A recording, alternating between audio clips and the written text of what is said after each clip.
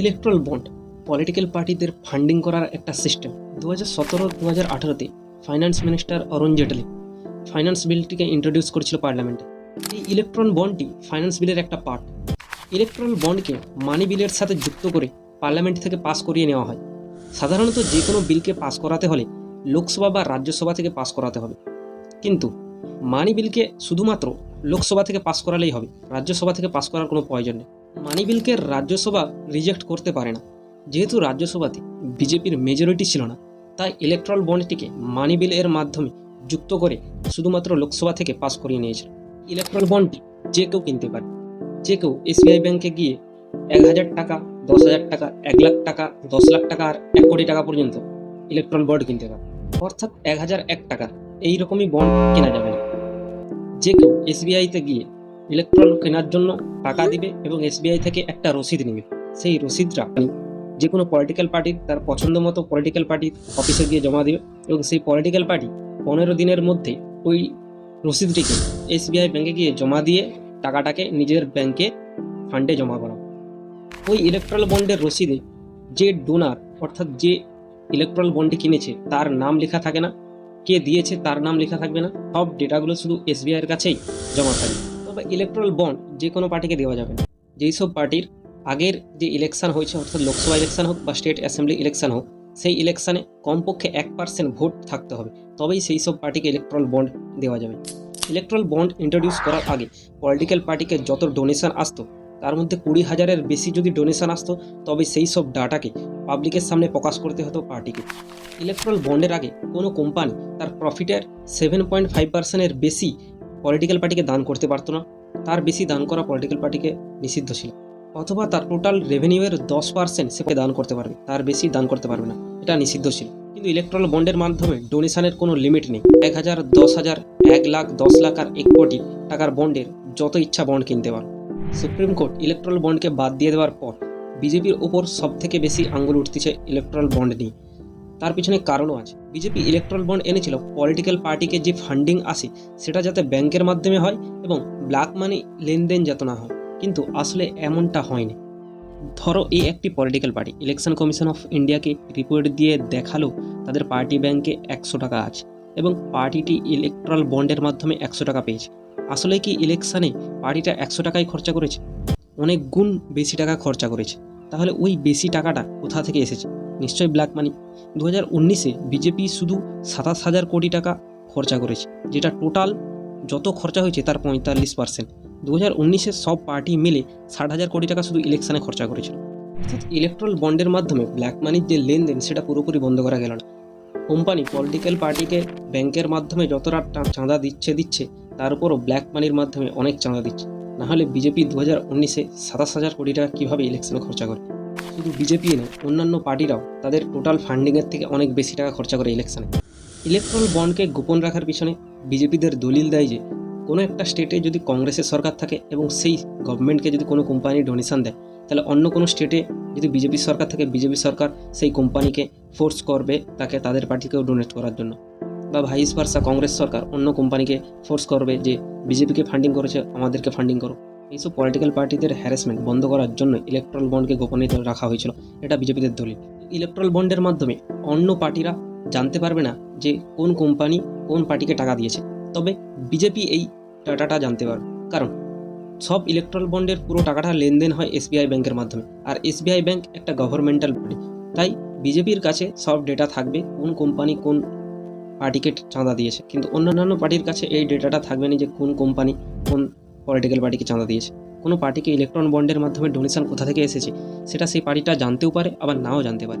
কোনো একটা company SBI থেকে ইলেকট্রাল বন্ড কিনে সেই রসিদরা কোনো পার্টি অফিসে গিয়ে জমা দিয়ে দিল। যদি কোম্পানি না বলে যে কোন কোম্পানি থেকে এই ফান্ডটা দিয়েছে তাহলে পার্টি জানতে পারবে না। পার্টি এসবিআইতে গিয়ে সেখানে দিয়ে বন্ডটা নিজের ফান্ডে জমা করে নিতে পারবে। কিন্তু ওই কোম্পানি যদি পার্টি অফিসে গিয়ে বলে দেয় যে আমাদের কোম্পানি থেকেই এই বন্ডটা দেওয়া হয়েছে, তখনই পার্টি জানতে পারবে যে কোন কোম্পানি টাকাটা দিয়েছে, তার আগে পার্টি জানতে পারবে না। বিহারের জেডিইউ সরকার দেখিয়েছে যে তার পার্টি অফিসে অজানা কেউ ইলেকট্রাল বন্ডের রসিদ জমা দিয়ে চলে গেছে আর তারা সেই রসিদটাকে এসবিআই ব্যাংকে ভাঙিয়ে নিয়েছে। ইলেকট্রন বন্ডের মাধ্যমে বিজেপি চাইলেই কারাপশন করতে পারতো, কেউ ধরতে পারতো না। ধরো এই একটি কোম্পানি তার প্রফিট 100 টাকা, তাকে 18 টাকার ট্যাক্স দিতে হবে। যেই ট্যাক্সটার টাকা থেকে দেশের ডেভেলপ হয়। ধরো কোম্পানি ওই 18 টাকার ট্যাক্স দেয়নি, সেটা শুধু গভর্নমেন্ট জানে যে কোম্পানি 18 টাকা ট্যাক্স দেয়নি, তাই গভর্নমেন্ট চাইলেই ওই কোম্পানিকে প্রেসার করে ওই ট্যাক্সের 10 টাকা নিজের ফান্ডে রেখে দিতে পারে, বাকি 8 টাকা কোম্পানিকে ছেড়ে দিতে পারে। এতে কোম্পানিরও 18 টাকা ট্যাক্স দেওয়া থেকে লাভ হলো, আর পার্টিরও লাভ হলো।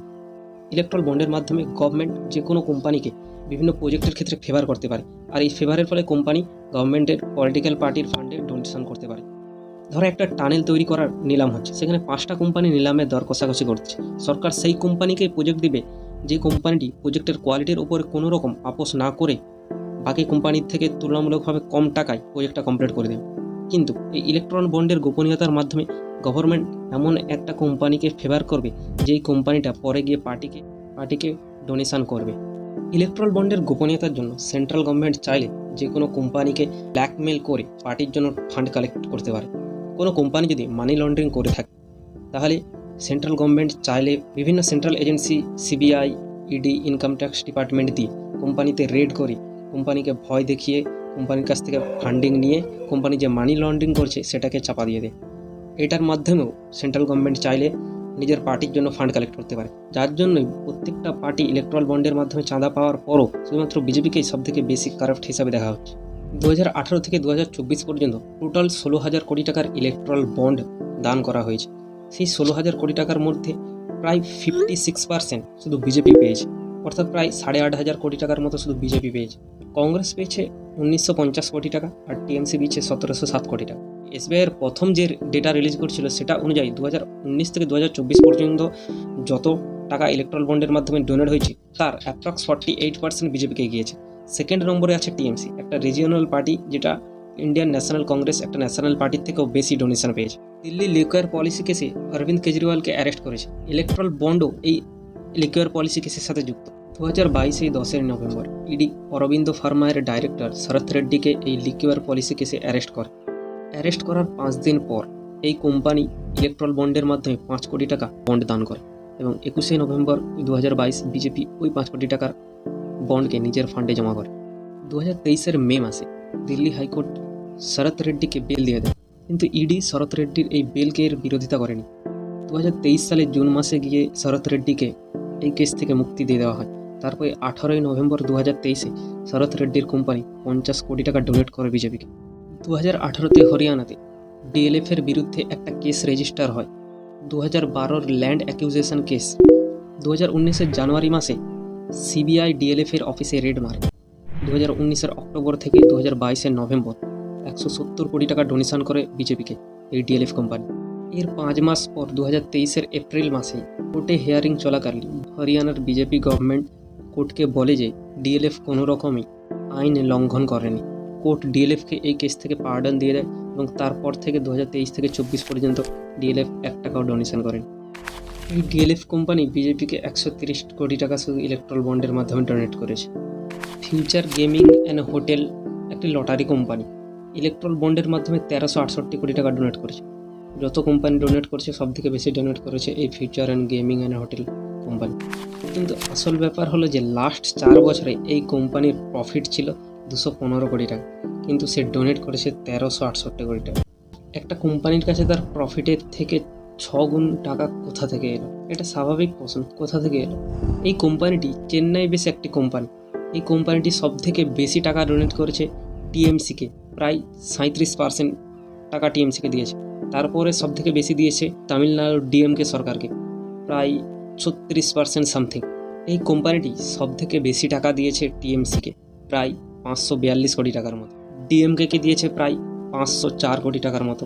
বিজেপিকে দিয়েছে 100 কোটি টাকার মতো।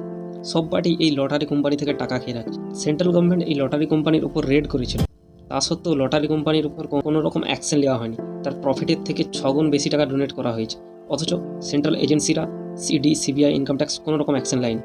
Reliance backed Quick Supply Chain 2019 থেকে 2023 পর্যন্ত তার প্রফিট ছিল 109 কোটি টাকা। এই 2019 থেকে 2023 পর্যন্ত সে ইলেকট্রাল বন্ডের মাধ্যমে ডোনেট করেছে 410 কোটি টাকা।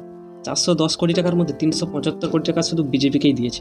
নভোযুগ ইঞ্জিনিয়ারিং কর্পোরেশন লিমিটেড, কেভান্তা ফুড প্রাক ইনফা লিমিটেড, এয়ারটেল কোম্পানি, এরা অনেক কোম্পানি তার প্রফিটের থেকে অনেক বেশি টাকা ইলেকট্রাল বন্ডের মাধ্যমে ডোনেট করেছে। এই নভযোগা ইঞ্জিনিয়ারিং প্রাইভেট লিমিটেড এই কোম্পানিটি 2019 থেকে 2023 পর্যন্ত তার প্রফিট ছিল -495 কোটি টাকা, কিন্তু এই সময়ে ওই কোম্পানিটি ডোনেট করেছে 55 কোটি টাকা। এই কোম্পানিটি উত্তরাখণ্ডের যে টানেল কলাপস হয়েছিল সেই টানেল কনস্ট্রাকশনের প্রজেক্ট পেয়েছিল। বিজেপিকে সবথেকে বেশি যে কোম্পানিটা টাকা ডোনেট করছে সেটা হলো মেঘা ইঞ্জিনিয়ারিং। কোম্পানিটি টোটাল 669 কোটি টাকা ডোনেট করেছে, তার মধ্যে 584 কোটি টাকা শুধু বিজেপিকে ডোনেট করেছে। বিজেপির সেকেন্ড লার্জেস্ট ডোনার হলো কুইক সাপ্লাই চেন, যেটা 375 কোটি টাকা ডোনেট করেছে, যেটা তার প্রফিটের থেকে অনেক গুণ বেশি। 2019-এর ইলেকশনের আগে পর্যন্ত ইলেকট্রাল বন্ডের মাধ্যমে যত টাকা ডোনেট হয়েছে তার 93% শুধু বিজেপিকেই ডোনেট হয়েছে, কংগ্রেসকে ডোনেট হয়েছে 3.2%। তাহলে বিজেপি কত অ্যাডভান্টেজ পাইছে 2019-এর লোকসভা ইলেকশন।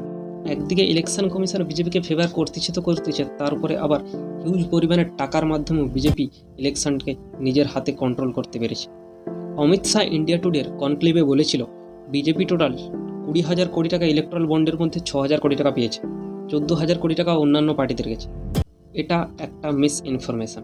টোটাল 16,492 কোটি টাকা ইলেকট্রাল বন্ডের মধ্যে বিজেপি পেয়েছে 8,252 কোটি টাকা, যেটা প্রায় 50%-এরও বেশি। 2019-এ বিজেপির ভোট পার্সেন্টেজ ছিল 38%, বাট ইলেকট্রাল বন্ডের মাধ্যমে টাকা পেয়েছে 50%-এরও বেশি। এয়ারটেল কোম্পানি একটা লস মেকিং কোম্পানি।